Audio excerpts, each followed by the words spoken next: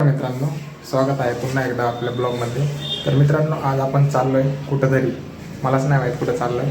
चला तुम्ही पण बघा माझ्यासोबत, कंटिन्यू ब्लॉग बघा मित्रांनो, खूप छान होणार आहे.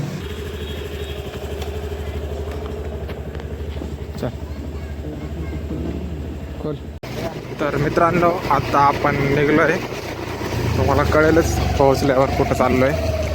ब्लॉग एकदम मस्त होणार आहे, संपूर्ण पहा. समोरून आलेले मित्रांनो थार आणि एकदम कुठं चाललं आहे मलाच नाही माहिती.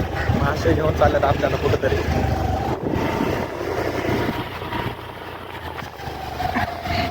तर मित्रांनो, आता आपण कर्वेनगरच्या ब्रिजवरती आलेलो आहे.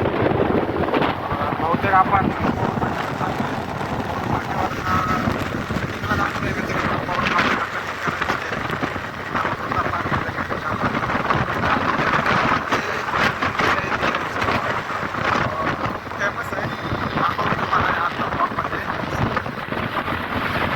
मध्ये राहत असाल तर ह्या मंदिराचं नाव आणि इथं असणारी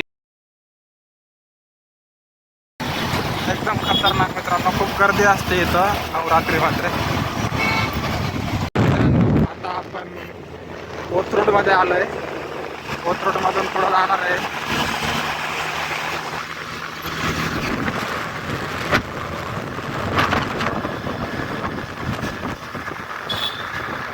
आता आलोय एक पौड फाट्याला. पौड फाट्याला कशासाठी आलोय तर आता कळालंय मला मित्रांनो. पौड फाट्याला फक्त कटिंग करण्यासाठी आलोय मित्रांनो. घरापासून 8 किलोमीटर लांब कटिंग करायला आलोय.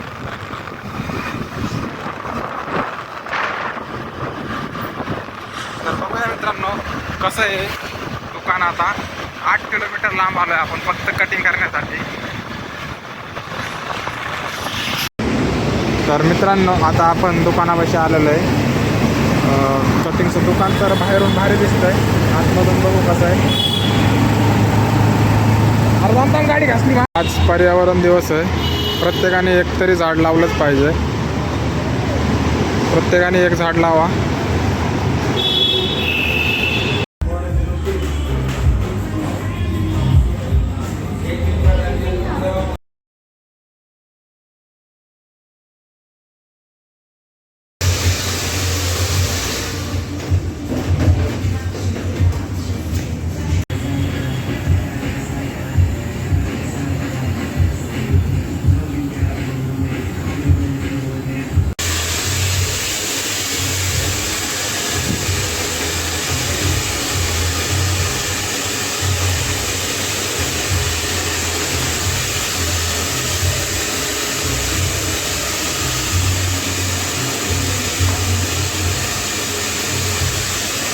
पण ह्या दुकानामध्ये आलो होतो आणि 400 रुपये घेतले इथं कटिंग करायचे.